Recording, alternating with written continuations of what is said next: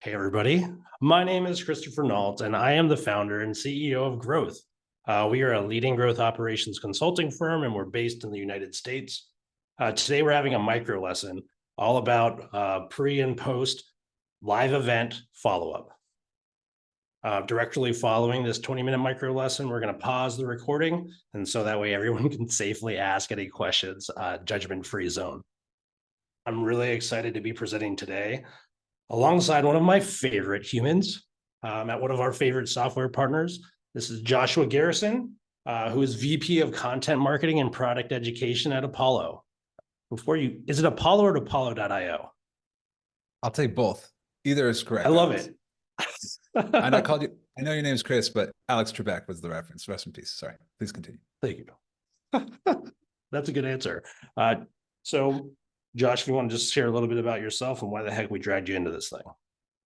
Yeah, absolutely. So yes, I get to do, content and product education at Apollo. My background, I've spent almost my entire career in sales, and then I, crossed over into the dark side of marketing. But I'm marketing sales stuff. So I still really view myself as a sales guy. I was a really early adopter of tools like Apollo. So Outreach, Sales Loft, Zoom Info, Persist IQ, I don't know, you name it. I was a early adopter 10, 12 years ago when these things started to hit the market. And a lot of my career has been spent in creating sales automation and scalable sales processes for companies of all sizes. So I had a stint, I've been a founder, started a company from nothing, sold that. I've been at companies of between 50 to 200 salespeople. Had a stint at Autodesk where we had thousands of salespeople. So kind of gotten my bird's eye view, my hands dirty, and all different kinds of implementation setups and industries.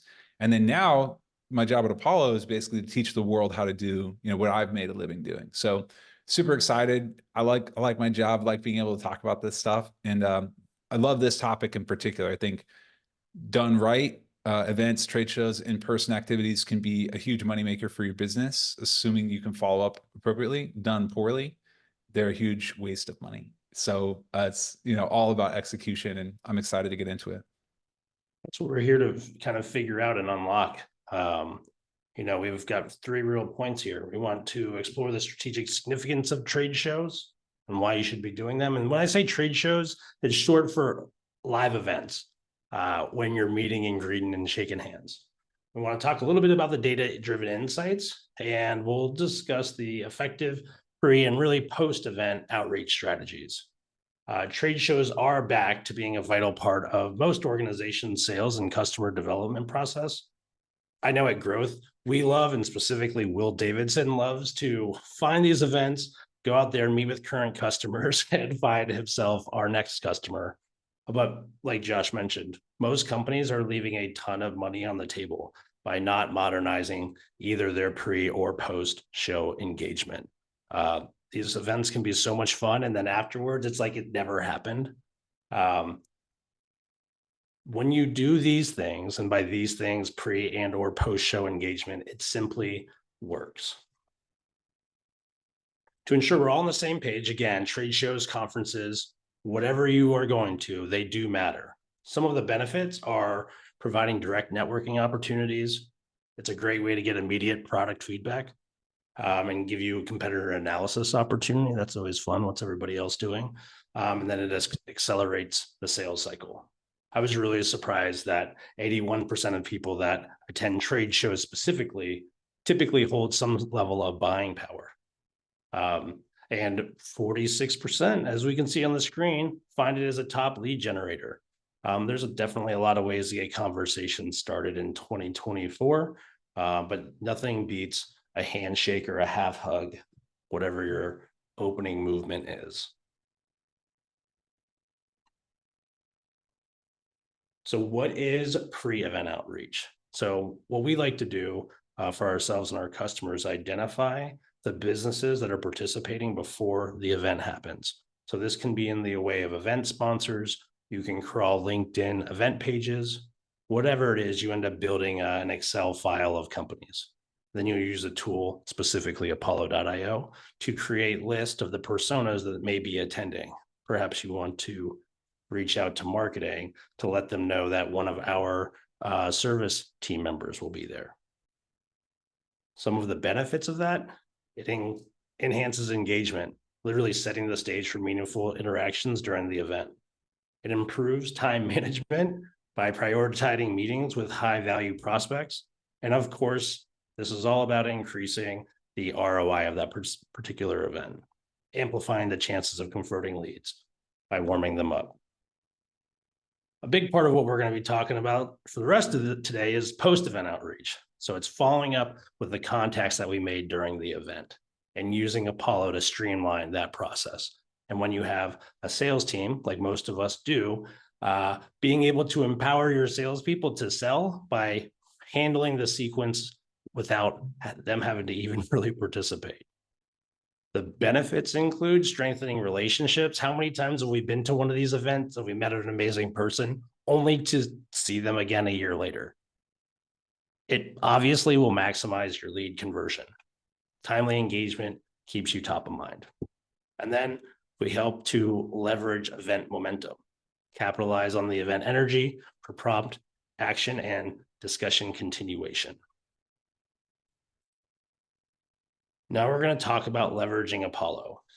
So 3 of the most common practices we use the Apollo tool for is filtering and segmenting contacts for targeted outreach, list building and data enrichment, email sequences, automate pre and post-event communication, ensuring timely and relevant messages, and lead generation, enhancing lead discovery and qualification, so that way you can focus your efforts on the most promising prospects.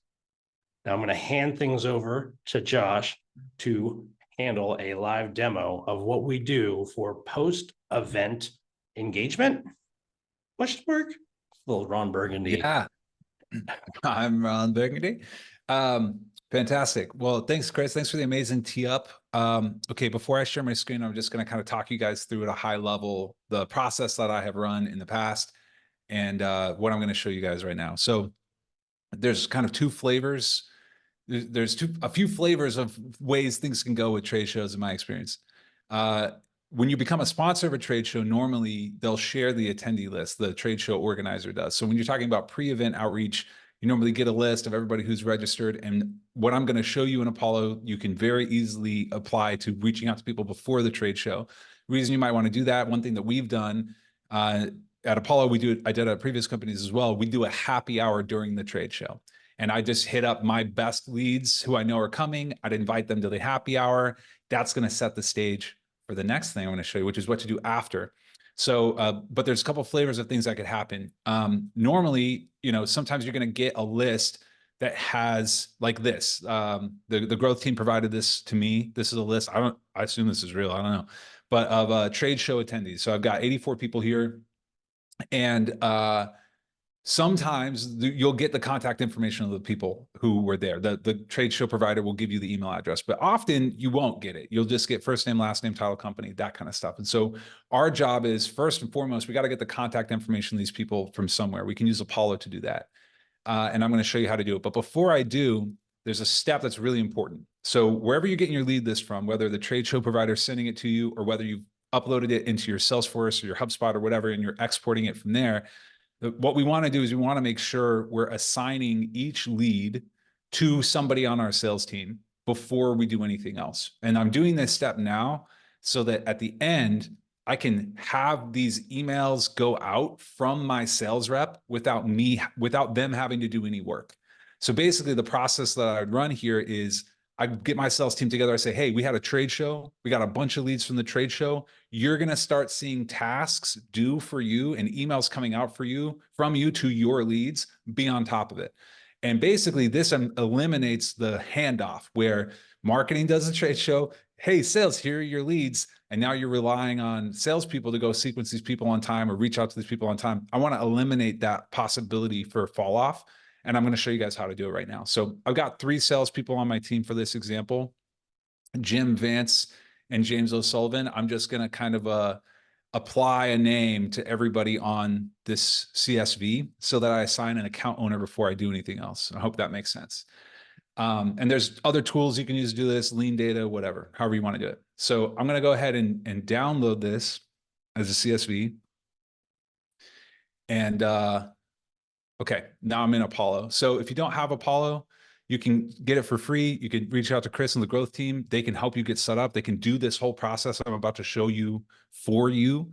The website's just apollo.io, but this is what Apollo looks like. So the first thing I'm going to do is I'm going to come into search. And before I start clicking around in here, I want to let you all know. So I'm going to do kind of a 3 or 4 part process right now. First, I'm going to upload that CSV I just had. Okay.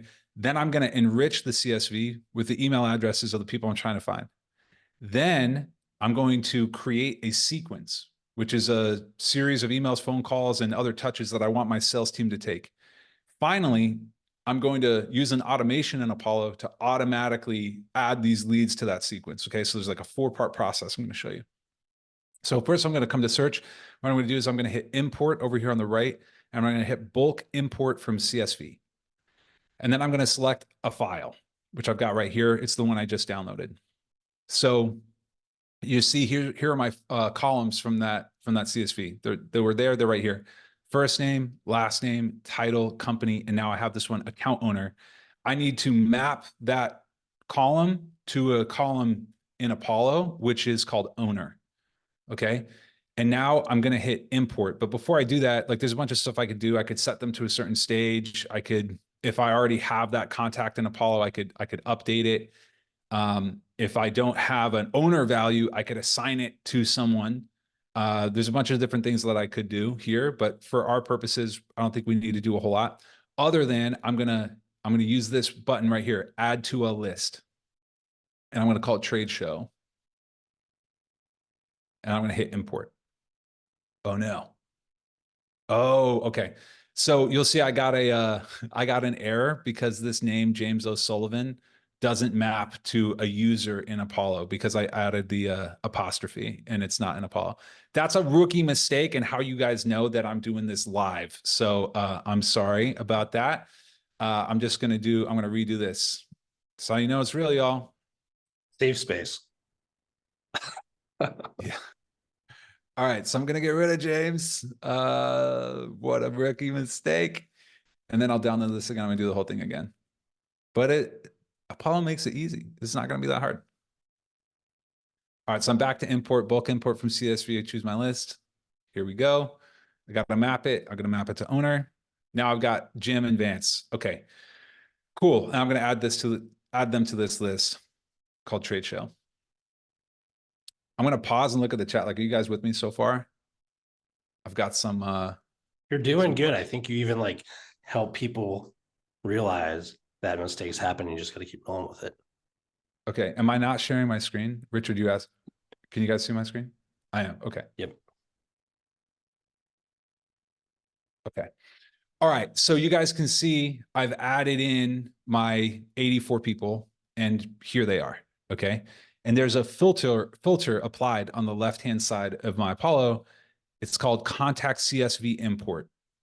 So this tells me where these leads came from. I'm showing you guys this because if you ever need to come back and find this list, you can just click this filter and I can select that. Or if I've got multiple lists, so let's say there was like day 1 trade show, day 2 trade show, day 3 trade show, whatever, I can just upload all 3 of those and then select all 3 of them, and I can run what I'm about to run right now in this process. Okay. So I've got all these people, but I didn't have their email address or whatever in the CSV you guys sent me. And this is why I hope the CSV you sent me was real people, because if not, it's going to be what I'm about to show you all is messed up. So what I want to do right now basically is I want to select all of these people and I want to try and get their email address and their phone number. So I'm going to go ahead and hit save. And what this is going to do is Apollo is going to attempt to find the email address associated with that person. And I can also have Apollo find the mobile number. So what I just did was I clicked on mobile numbers and said, try and find mobile numbers for newly prospected people. So now I can hit save. So what Apollo is going to do is it's going to try and find that contact information. And it looks like, Richard, were they real people or were they not real people? Some of them were, some of them might have not been real people. That was a test. Some of them were real. Some of them might not be real. Some of If them they're might not be so real. Oh, that's okay. If they're real, Apollo has a 90 over a 91% verified email match rate. We've got over 275 million people in the Apollo database. So I showed you guys already kind of how to do that process, right? I'll just pull another one. Like I don't know who's in this list, but I've got 3 people here. So okay, I've got some people in this list here. I can do the same thing. This was another CSV import I did. I select these people. I have saved all 3 of these already, and you'll see that I've got their email, it's verified, and it's valid. So I hope that makes sense. So I uploaded my list and I told Apollo, hey, go get me the contact information for these people. Now what I need to do is I need to make sure I've got a sequence for them, right? Where I'm going to have my sales team go and reach out to people. So I created one before the webinar. But what a sequence is, if you guys aren't familiar, it's a multi-step outreach campaign. So I can add calls, I can add emails, I can add LinkedIn touches. I can create a structured process for my sales team to follow with my trade show leads. And I made one called Trade Show Leads, and I'll show you what's in here. So I've got a first step here is an automatic email. So I'm going to add people to this list, and the email is automatically going to go out for my sales reps. They don't have to do anything. 3 days later, they're going to have a phone call task due. And then 3 days after that, they're going to have another task. You guys can set this up however you want. I normally will build like a 5 or 6 step sequence for a trade show lead. I'd say something like this. I'm like, hey, great meeting you at Dreamforce. Apollo will pull in their first name automatically. If I use this, called a dynamic variable, and I can just say, hey, thanks for coming out to the happy hour. Great. It was great to get to know you. I'd love to continue the conversation. Would you be down to chat again? I always try and keep trade show follow-ups really, really personal and informal, and try and continue the good vibes from having met them at the trade show, right? Now, obviously, if your reps weren't at the trade show, you want to use different language here. Thanks so much for coming by the booth. It was, my team said it was incredible to meet you. I'd love the chance to get to do the same, something like that. So I've created my sequence, I've uploaded my list, and now it's time for me to email everybody on behalf of my sales reps. So to do that, I'm going to create what's called a play. So if you're familiar with other tools, Outreach calls these triggers, Salesforce calls these processes, HubSpot calls these workflows, Apollo calls them plays. This is just a way to create an automation. So I'm going to go ahead and hit new play. And what I'm going to do is I'm going to create an automation to take anybody from that list I uploaded and add them to that sequence on behalf of my sales rep. So our play logic always follows the same process: when, if, then. So when something happens, if these criteria are met, do this thing. So what I'm going to do is I'm going to say when. Well, I just want to do this one time. So today at 4 o'clock or 3 o'clock or whatever, I want you to run this play. Okay, so I've set that. I can hit continue. Now, if I get to choose my criteria, so now this is where you remember I made a list called trade show leads. So what I've just told Apollo is, if somebody's on my list of trade show leads, now I hit save. So at 3 o'clock today, if somebody's on my list of trade show leads, then, and this is where it starts to get more magical, add contacts to a sequence. And I get to choose the sequence, trade show leads. That's the one I showed you guys just a minute ago. And this is the part that I've been building towards right here. Who do I send the emails from? Send it from the contact owner. And that's going to mean that in that first step, account owner or owner, contact owner, whatever, in this instance, it'd be both the same. The account and the contact owner would be the same. If it's Vance, the email is going to go out from Vance. If it's Jim, the email is going to go out from Jim. Okay. Now there's this little box that says rotate mailboxes. Apollo allows you to have multiple mailboxes per user. So meaning it's just a way basically to send more emails than you might otherwise be able to do. I could enable that. I could turn it off. It doesn't really matter. Now I have to give this a name. I'm going to call it trade show list automation. And if this was real time, like prime time, real deal, I would just hit continue and I hit save, and this would fire at 3 o'clock today. If you don't want it to fire right away, you turn this off, right? But I'll hit continue. I'll hit save changes, and bam, there you have it. So this sequence is going to run, or this play is going to run at 3 o'clock. It's going to take everybody. It's going to add them to the sequence on behalf of my sales reps. And now for my sales reps, when they come into their Apollo home, they're going to see their tasks here. They click on tasks, and when these become due, those phone call steps and those manual emails that was part of that sequence, they're going to easily be able to see all the tasks they have to do and work through those leads from the trade show. So that's my secret magic sauce. I'll stop sharing my screen, see what questions we had, and give you guys a chance to respond. First, I thought that was epic. Thanks for falling forward with a mistake.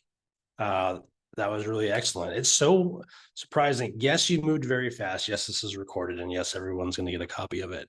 But the time it took to do that, once you get some experience, is really minimal, especially for the value. And if you're selling a widget for 20,000 or a service for 100,000, like, it seems mind-boggling to me that companies are still avoiding this tactic. Up on the screen, there is a QR code. You can scan that in. Get it free for forever, Apollo C. Would love to have you. Deeply knowledgeable about HubSpot here at Growth. So if you need some help, nice little shameless plug. We're obviously a HubSpot Diamond partner, so there's no chance you'll catch me at Dreamforce, but we will be at Inbound this year. Yeah, sorry for the faux pas. That was unintentional. In my head, I was like shaking my stick, but no, Dreamforce is okay. It's in the area. What better way to convert people from Salesforce to HubSpot than to show up at Dreamforce, though, right? And having a better product.